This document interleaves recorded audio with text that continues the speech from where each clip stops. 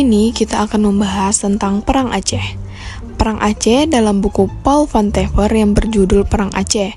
Perang Aceh dibagi menjadi 4 masa, yaitu Perang Aceh 1, 2, 3, dan 4. Jadi pada kali ini kita ingin membahas tentang Aceh pertama yang terjadi dari tahun 1873 hingga 1874.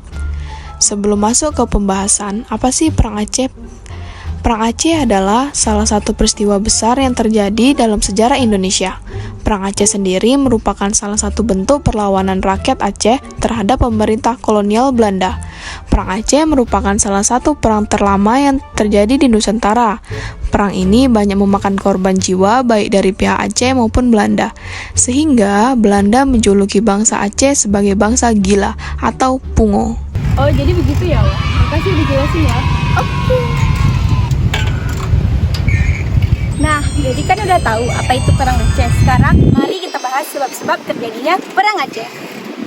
A few moments later. Apa sih sebab-sebab terjadinya Perang Aceh? Perang Aceh yang berlangsung antara tahun 1873 hingga 1904 terjadi akibat beberapa sebab yang saling berkaitan. Awalnya, Belanda memiliki kepentingan ekonomi yang kuat untuk menguasai perdagangan di Selat Malaka dan pelabuhan Aceh yang strategis. Kepentingan ini semakin menguat setelah pembukaan terusan Suez pada tahun 1869 yang meningkatkan nilai strategis wilayah tersebut dalam jalur perdagangan internasional.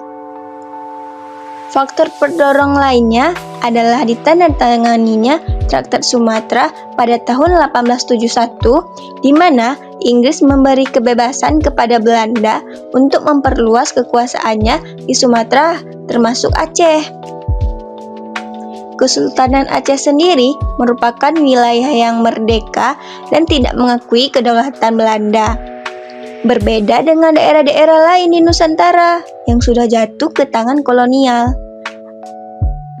Ketika Belanda mengirimkan ultimatum kepada Sultan Aceh untuk mengakui kedaulatan Belanda atas wilayah Aceh, Sultan dengan tegas menolaknya. Penolakan inilah yang kemudian dijadikan alasan oleh Belanda untuk melancarkan serangan militer terhadap Aceh. Nah, sekarang mari kita bahas tentang detik-detik sebelum Perang Aceh. Jadi, detik-detik sebelum perang terjadi pada tanggal 18 Februari 1873. Menteri Jajahan Pandai Putih atas nama pemerintahan Belanda menginstruksikan kepada Gubernur Jenderal Hindia Belanda James Loudon di Batavia agar penyerangan ke Aceh dapat dimulai. Loudon mengatakan sidang khusus Dewan Hindia Belanda membahas teknis penyerangan ditetapkan di Wakil Hindia Belanda VN Nguyen Huyen sebagai Komisaris Pemerintahan Aceh dan Mayor Jenderal Kohler sebagai Panglima Ekspedisi ke Aceh. Kohler didampingi oleh Kolonel Van Dalen sebagai Komandan kedua. Mereka menghimpun pasukan 3 batalion dari kota di Jawa, 1 batalion dari Madura, dan pasukan tambahan dari Eropa. Seluruh pasukan terkumpul berjumlah 3.000 orang yang terdiri tamtama dan bintara 1.000 orang dan perwira Eropa 118, ditambah 1.000 orang pekerja paksa sebagai tukang pikul, dan 200 perempuan Indonesia sebagai tukang masak dan pemuas nafsu. Pada 22 Maret 1873, kapal Citadel van Antwerpen yang membawa Nguyen Huyen berlabuh di Aceh dan mengirim surat kepada Sultan Aceh agar mengakui kedaulatan Belanda, tetapi Sultan menolak sehingga Belanda melancarkan serangan.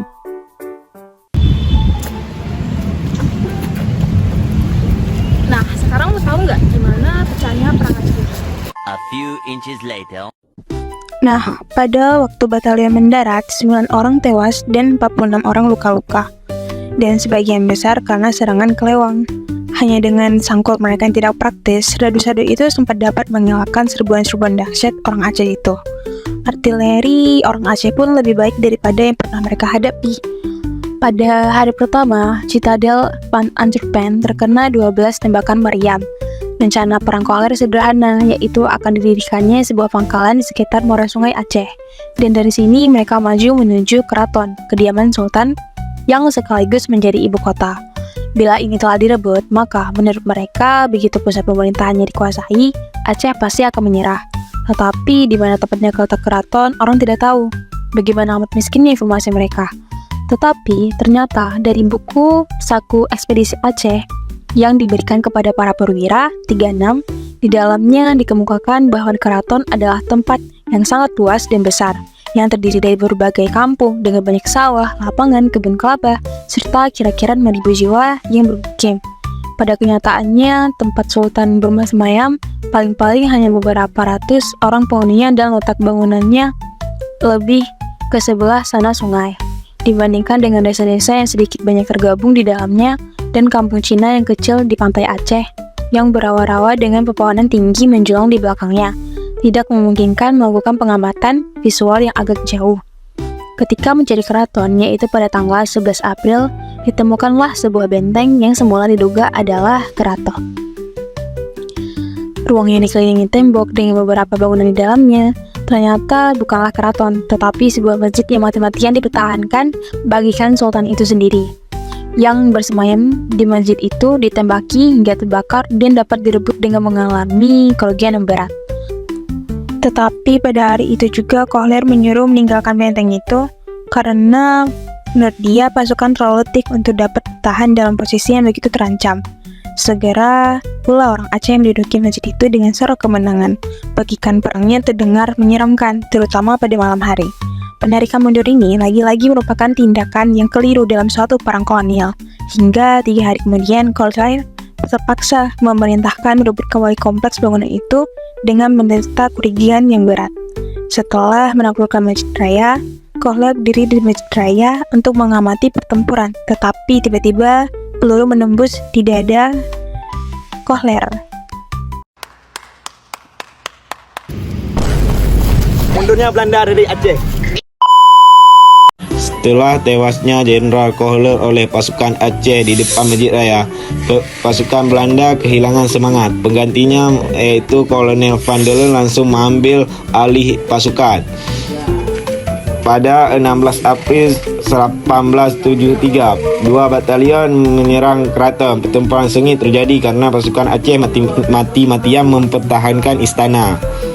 Kekuatan Aceh begitu besar sehingga Belanda tidak mampu menembusnya. Dalam pertempuran ini, 9 perwira dan 116 serdadu Belanda tewas. Pasukan Aceh berhasil memukul Belanda hingga kembali ke pantai. Usaha Belanda untuk mematahkan perlawanan Aceh tidak berhasil.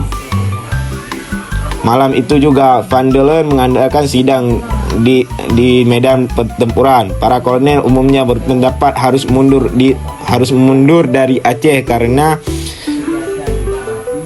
Belanda mengalami kerugian. Ni Wan Zen Hui Zen meminta diberi kuasa kepada Gubernur Jenderal di Batavia untuk memerintahkan ekspedisi tersebut untuk kembali ke Batavia. Pada 3 April 1873, pasukan Belanda akhirnya pergi dari Aceh karena telah mengalami kekalahan yang begitu besar.